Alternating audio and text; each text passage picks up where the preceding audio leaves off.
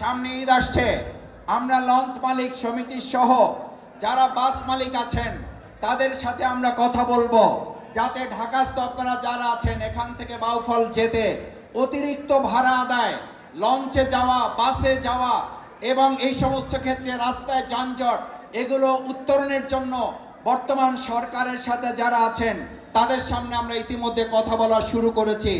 আশা করি অন্যান্য যে কোনো বারের তুলনায় এবছর ঈদ যাত্রা আমাদের সকলের জন্য কিছুটা সুন্দর হবে, স্বাচ্ছন্দ্যের হবে, গতিশীল এবং নিরাপদ হবে ইনশাআল্লাহ। সম্মানিত ভাইয়েরা, আপনাদের প্রত্যাশা ছিল বগা সেতু। আমি আপনাদের সাথে কথা বলতে চাই।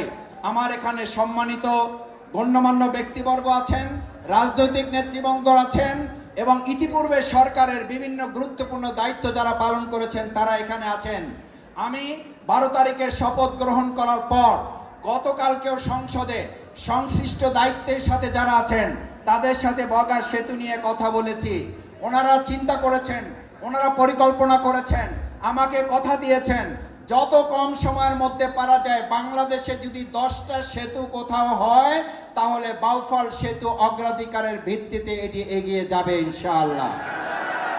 সম্মানিত ভাই এবং বন্ধুগণ, আমার শ্রদ্ধাভাজন ঢাকাস্থ বাউফলবাসী, বাউফলের আরেকটি বড় সমস্যা নদী ভাঙন।